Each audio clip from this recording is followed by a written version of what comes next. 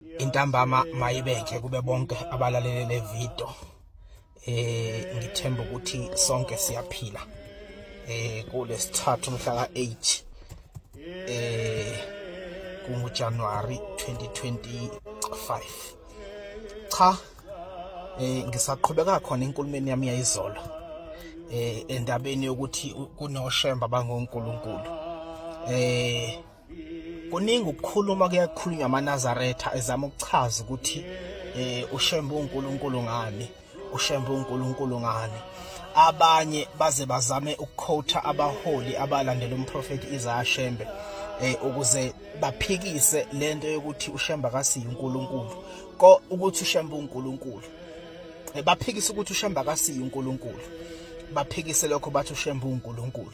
Kodwa into ebhlungu ukuthi amaNazaretha uma esho njalo ayaye aguqule ukukhuluma kwalabo baholi bese phinde eguqula nokukhuluma kababamkhulu ukuze afeze inkanuko zabo, bafeze inkanuko zabo. uShembe wenza into enhle kakhulu, enhle kunazo zonke ezayenziwa ngabaprofeti. I think ungumprofeti wokuqala noma wesibili ukusibhalela umyalezo awuphathise uNkulunkulu awunikeza abantu. Usuka kuye ngaphandle kokuthi kuze kube khona ukuthi kunama third parties osuke kona. uShembe wabhala umthandazo weSabatha, wabhala nje uqala umthandazo wokuvuka, wabhala umthandazo wokulala, wabhala umthandazo weSabatha. Kuyo yonke lemithandazo le yabhalwa nguyena, ifundisa ngoJehova. Kuyo yonke lemithandazo, noma ungathatha umthandazo wokuvuka uthatha umthandazo wokulala, yombili ifundisa ngoJehova, ayifundisi ngezinye izinto. Kodwa uyayithola amaNazaretha ekhuluma ukukhuluma okuphambene nalokho kwafundiswa umprofeti Isaiah Shembe. Uma uthatha nje isihlabelelo samaNazaretha usithatha usivula, sibhaliwe ngaphandle kwathiwa umprofeti Isaiah Shembe. Sikubhalwe ngaphandle kwathiwa umprofeti uIsaiah Shembe. Ngishoyo nale into engisho sibhaliwe umprofeti Isaiah Shembe esihlabelweni samaNazaretha esahlanganiswa ngumholi wesibili inkosi iLanga. Lesi sihlabelelo samaNazaretha umprofeti Isaiah Shembe. Kodwa amaNazaretha awangabazi futhi awanqeni ukuphikisa lokho okubhalwe la, ukuphikisa lokho okubhalwe la. Ngaphandle kwalokho, uma ufunda umthandazo wokuvuka, ngiqala nje ngomthandazo wokuvuka, uverse 1 womthandazo wokuvuka uthi banga elithobekileyo likamenzi wezulu nomhlaba sesiyamdumisa manje odunyiswa imihla yonke. Uverse 2 wakhona uthi uNkulunkulu onamandla wonke yise wabonke abamkhonzayo, busisa uvuka kwethu kwanamhlanje usigcine ngomsa wakho. Uyaqhubeka uShembe uthi uJehova ungumalusi wami. Lapha kuverse 3 uShembe kuveza ngokusobala ukuthi yena wayedumisa uJehova noma kuphi ngaso sonke isikhathi, wayedumisa uJehova. Ngisho ungathatha ziphi imfundiso kumprofeti Isaiah Shembe, even ezibhalwe phansi ababhala babekhona ngaleso sikhathi ababengachemile, zikhuluma ngoJehova nje kuphela. Ayikho ekhuluma zimbala kakhulu ezisuke lapha ekhuluma ngaye, but isikhathi esiningi ukhuluma ngoJehova uShembe. Kodwa amaNazaretha ayaye athi uma ekhuluma ngobuNazaretha asitshele ngabaholi babo. Abanye baba bangazange bakholwe inhlobo kwasekuzaleni kwabo, abangazange bakhole kwasekuzaleni kwabo, kodwa ngenxa yokuthi ibandla selaphenduka ifa, bathathiwe nje kwathiwa wozosihola wena ngoba uyindodana yomholi othile. Kodwa abazange bakholwe, abazange nje bakholwe inhlobo nokukholwa. Kodwa kuthiwa ngoba nakho uyindodana endala yomholi kulungile wozisihole. Bese befika bephambukisa umNazaretha ngoba vele isuke lento ikade ingekho ngisho kwasekuzalweni ngabo. So ngizama ukuveza ukuthi uShembe akaze asifundise ezinye izinto. Noma ungasifunda isiqede isihlabelelo samaNazaretha, noma ungasifunda isiqede, uzothola uShembe dumisa uJehova. Nalapha kumthandazo kwisiqalo somthandazo wokulala uthi uShembe usasho khona ukuthi ibandla elihle, ibandla elithobekileyo nelihloniphekayo likamenzi wezulu nomhlaba. Akekho umuntu ongazi ukuthi umenzi wezulu nomhlaba uJehova. Ngisho uhlanya liyazi, akekho umuntu ongazi ukuthi umenzi wezulu nomhlaba uJehova. Ngisho uhlanye ogxiza amathe liyakwazi ukuthi umenzi wezulu nomhlaba uJehova. And uShembe kuverse 13 kumthandazo wokulala uthi ungaphuthi nalunye usuku kumkhonza uJehova uNkulunkulu wakho, uvuka mdumise noma ulala mdumise. Kusho umprofeti Isaiah Shembe, kusho umprofeti Isaiah Shembe uthi noma ngasikhalisini asidumise uJehova, noma ngasikhalisini kufanele kube uJehova esimdumisayo, hayi ezinye izinto, hayi abaholi bethu abasuke bephambi kwethu, futhi hayi ngisho yena imbala. Ngikhuluma ke into enjalo ukuthi uShembe akasifundisanga ezinye izinto, akaza sifundise ezinye izinto. Ngisho ufunda nawo umthandazo wesabatha usasho into eyodwa uShembe uthi bandla elikhulu likamenzi wezulu nomhlaba sesingene ehlonipheni imini enkulu eyahlonishwa ubaba wethu umenzi wezulu nomhlaba, eqedeni ukwenza izulu nomhlaba nezinto zonke emdumiseni odumisekayo. Bese liyavuma ibandla lithi makube njalo, makube ludumo emhlabeni nakweliphezulu, dumisani uJehova. uShembe uma ethi bandla elikhulu likamenzi wezulu nomhlaba uzacaphuna amavesi eBhayibhelini. Genesis 2 verse 1-3 no Deuteronomy 5 verse 12. Uzacaphuna amavesi uShembe, akagcinanga ngokuthi abhale kuphela, kodwa ubhalile wayesecaphuna amavesi. Nisho ufunda umthandazo wokulala uyathola uShembe wayekhuluma bese ya reference ukuthi lokhu kuthatha la, lokhu kuthatha la, lokhu kuthatha la. So ivangeli lomprofeti Isaiah Shembe lagcila kuJehova lonke lagcila kuJehova. Ivangeli lomprofeti Isaiah Shembe ukuthi umprofeti abanye ke baye basithuke ukuthi simbizelana ngomprofeti, akafanele ukubizwa ngomprofeti, kodwa kubhalwe khona lapha esihlabelelweni samaNazaretha ukuthi umprofeti Isaiah Shembe. Kubhale khona uma ufunda umthandazo wesabatha lapha kuverse 3 uthi nizwe kahle, mesabeni uJehova zizukulwane ngezizukulwane, ligcina imithetho yakhe alilobela yona ngenceke yakhe uMoses, ukuze ukudumisa kwenu kwamukeleke kuThixo wemkhosi. Kuverse 3 womthandazo wesabatha wase yacaphuna uShembe, wacaphuna uMalaki 4 verse 4, wacaphuna lo mavesi lo lapha kuverse 3. So ngiyayingazi ukuthi singamakholwa ivangeli lomprofeti uIsaiah Shembe silifunda kanjani. Le nkinga engikhuluma ngayo akusiyo inkinga embethe amaNazaretha kuphela, imbethe nje wonke amakholwa nakwezinye izinkolo. Abantu ababethi bayabalandela bafike befundise into bona bese befundise into, njengawo amaKristu athalandela uJesu. Kodwa uma usufunda ivangeli likaJesu uyayithola ukuthi ayikho lento ayishoyo, lento ayikhulumayo ukuthi alandela uJesu akusiyona leyafika yenze mayisesemasontweni. Ngifuna sibuke lo mthandazo wesabatha verse 3, aphinde nguphinde futhi uthi Shembe, mesabeni uJehova zizukulwane ngezizukulwane, ligcina imithetho yakhe alilobela yona ngenceke yakhe uMoses, ukuze ukudumisa kwenu kwamukeleke kuThixo wemkhosi. Wayesekhotha uShembe wakhotha uMalaki 4 verse 4. Ake sihambe siyofunda uMalaki 4 verse 4 ukuthi uthini. Uthi uMalaki 4 verse 4, khumbula umthetho kaMose inceku yami engamyala ngawe eHorebhi, ngaye wonke uIsrayeli waba izimiso nezahlulelo. Akuthathaphi amaNazaretha usaphikisa iBhayibheli, akuthathaphi ngempela. uze umNazaretha indoda enesihluthu impela athi iBhayibheli incwadi yabelungu. Yes, ngiyase kuphikisa ukuthi iBhayibheli incwadi yafika nabelungu, kodwa akaze kube incwadi yabelungu, akaze. Uma ungasenga ngempela ufunde kahle imlando weBhayibheli uzothola ukuthi iBhayibheli abelungu abamnyama balithatha abantu abamnyama incwadi zeBhayibheli base behamba olibhala ngo600 AD, balihlanganisa amaRome kulahlanganiswa yibona, kodwa nje alikhuluma inhlobo ngabo. So uma ungumNazaretha uphikisa umprofeti Isaiah Shembe noma uphikisa iBhayibheli, kusuke kukhona ukurong lapha ekhanda lakho, kusuke kukhona ngempela into engahambi kahle, ngoba ukuveze ngokusobala uShembe ukuthi asidumise uJehova, uze athi kuverse 16 umthandazo wesabatha, ekusihawukeleni kukaJehova ekwedukweni kwethu, emthethweni wakhe wasibuyisela kuye ukuba sibuye sibe ngabantwana bakhe njengoba singabantwana bakhe kakade. Akekho omunye ubaba owasidalayo, akekho nomama osencelisayo, nguJehova kuphela. Lapha kuvesi 18 uthi wasibuyisela kuye ekwedukeni kwethu emthethweni wakhe ngalamazwi esabatha. Wase yacaphuna uShembe, wacaphuna lapha imiyalelo eyishumi, Exodus 20 verse 7 to 8, Deuteronomy 5 verse 12, Luka 23 verse 54.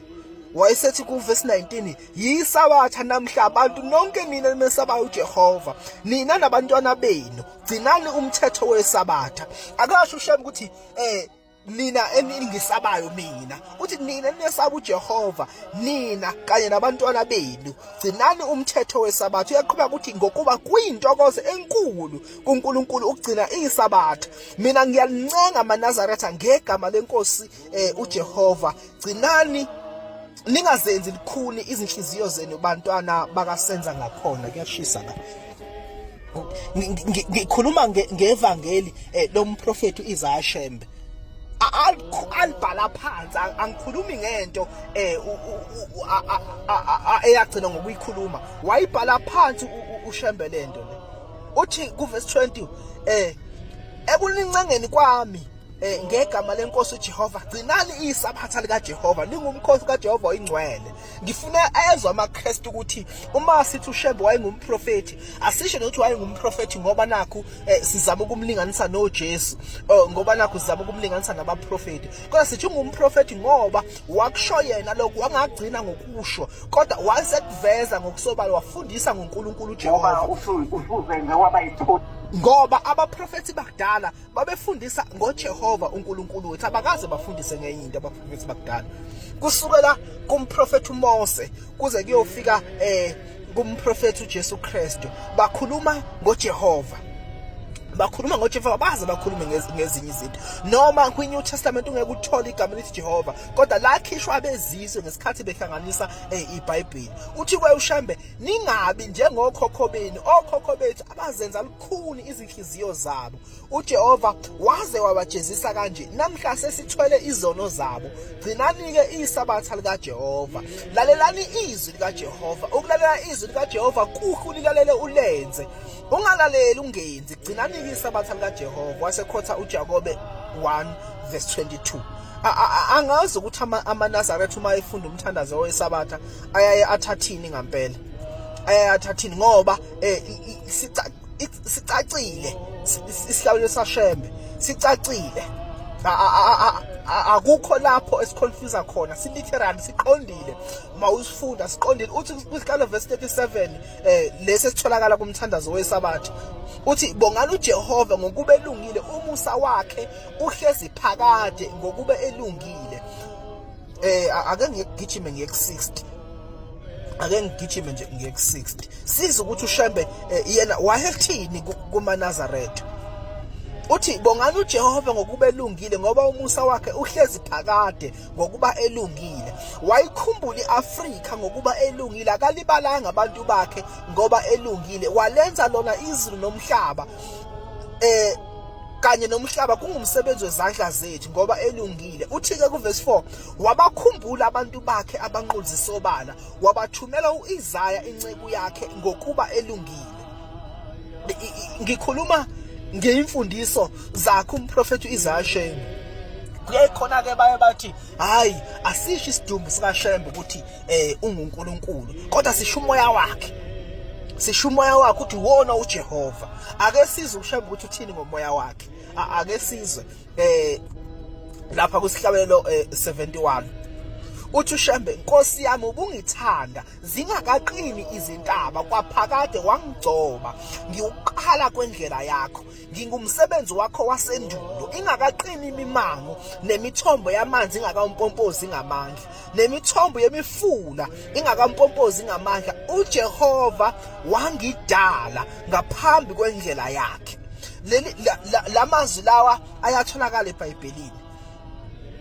Angisazi ayikhulunywa yimuphi umprofeti, angisazi ayikhulunywa, kodwa ayatholakala eBhayibhelini. uShembe wakhuluma amazwi afanayo nakhulunywa lo mprofeti. Abanye baye bathi hayi uShembe wayekhotha la kahle kahle eBhayibhelini.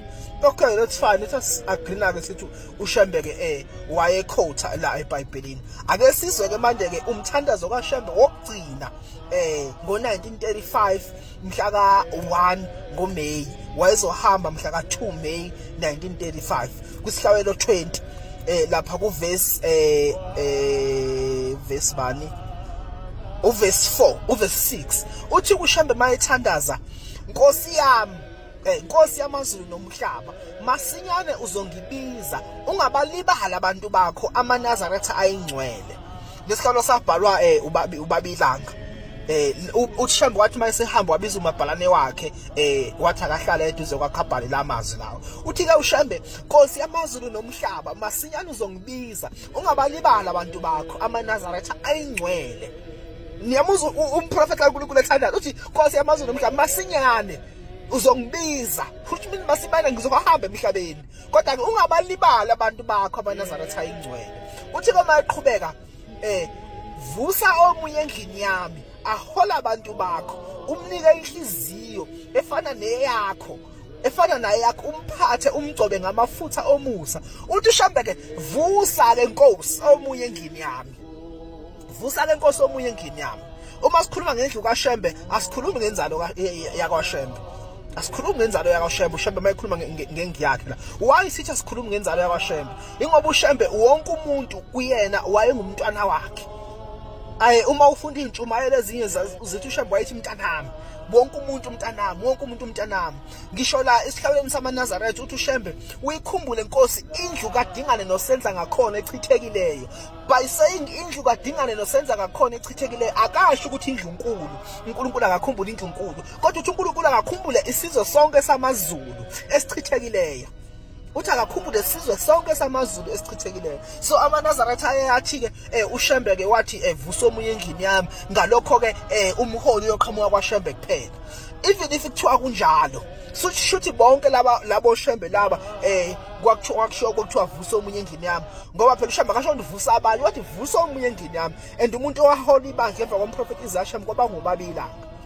akasho ukuthi vusa abanye wathi vusa omunye njengoba bebangaka nje bonke baye basho njalo uthi uShembe wathi vusa omunye wathi vusa omunye umbuze ke uthi njengoba wathi vusa omunye endlini yami nje bonke labaholi bakwaShembe sebekhona nabo bangomunye endlini kaShembe nabo yes bangavela endlini kaShembe ngokwenzalo kodwa wayesho bonke shithi bonke fanele bahola amabandla noma sekuyi-greediness kulungile asiqhubeka ngikho lapho uyaqhubeka kuShembe uthi inyama yami ikhathele izolala ethuneni niyamuza umprofeti kaNkulunkulu uthi inyama yami ikhathele izolala ethuneni umoya wami uzovuka wembathe inyama entsha kwaphakade bengizelwe nanini ngiyakuba khona niyawuzwa ke umoya uShembe wakho ukuthi nawe usiyona uNkulunkulu ngoba uthi lo moya lo kwaphakade bewuzelwe nanini uyakuba khona kwaphakade bengizelwe nanini ngiyakuba khona inyama phela ayikwazi ukuzala phakade inyama ayikwazi ukuzala phakathi kodwa uthi uShembe kwaphakade bengizelwe nanini ngiyakuba khona which means umoya wakho uyohlala ukhona inguna phakade ngoba kade wazalwa kaphakathi uNkulunkulu uyazalwa yini uNkulunkulu uma sithi umoya kaShembe uNkulunkulu uyazalwa yini amaNazaretha sizona impumputhe thina athi khona bathela ngisididide esifundile kulungile ngisididide esifundile ngoba sifunda iqiniso leli lo mprofeti Isaiah Shembe alibhalwe phansi uShembe akekho uShembe woNkulunkulu noma lezi zakwaShembe zingasho ukuthi ingoNkulunkulu kodwa labaholi bakaShembe ngasho kodwa abasiwo uNkulunkulu abasibo ngisho ubabilanga okuwuye owahlanganisa isihlabelo leso wabhala ukuthi umprofeti Isaiah Shembe eintshumalelo eziningi zakho ubabilanga uyakuveza ukuthi uShembe wathunywa uNkulunkulu eintshumalelo zakhe eziningi ngifuna nje ukucaphuna ibe yinye sengivala ngifuna nje ukucaphuna ibe yinye ngoba ikhona engikhumbulayo mayike nepassword ingasangeni okay funa nje ukucaphuna ibe yinye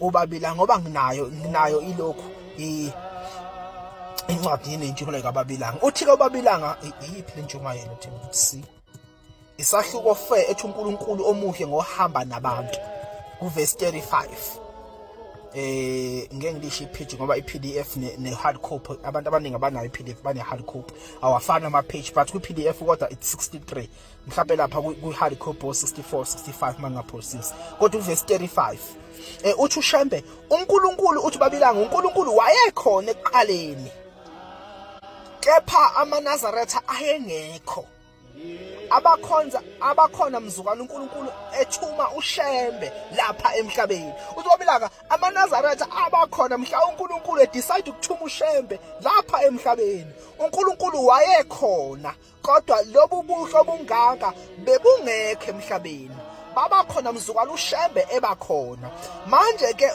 ungamangali uma uzwa amaNazaretha abasekuphakameni bethi uShembe unguNkulunkulu basho ngoba badala nguye benziwa nguye bangumsebenzi wezandla zakhe thina singumsebenzi wezandla thina singumsebenzi wakhe uShembe njengoba ekhuluma kulesi sihlabelelo sakhe esithi ngingumsebenzi wakho wasendulo ingakaqini imimango nemithombo yamanzi ingakampompozi ngamandla ubabila ngukhotha the same sihlabelelo engisikhothile usihlabelelo 71 uthi ke uShembe ke ungamangali uma uzwa amaNazaretha ethi uShembe unguNkulunkulu babila ngoyengakhulumi ngaye weyikhuluma ngomprofeti Isaiah Shembe uma ethi babila ungamangali ukuthi uzwa amaNazaretha uShembe unguNkulunkulu wayesuka engathekisa lapho wayengasho ukuthi umdali wezulu nomhlaba njengoba amaNazaretha esesho nje ngisho uJesu ngakhathi befuna ukumbulala bethi uzenza uNkulunkulu wathi kuba anizwanga yini ukuthi nani ningonkulunkulu ubabilanga ke wenza isho the same thing eyashiwo uJesu la kodwa akazange uJesu ethi yena uNkulunkulu noShembe akazange athi uNkulunkulu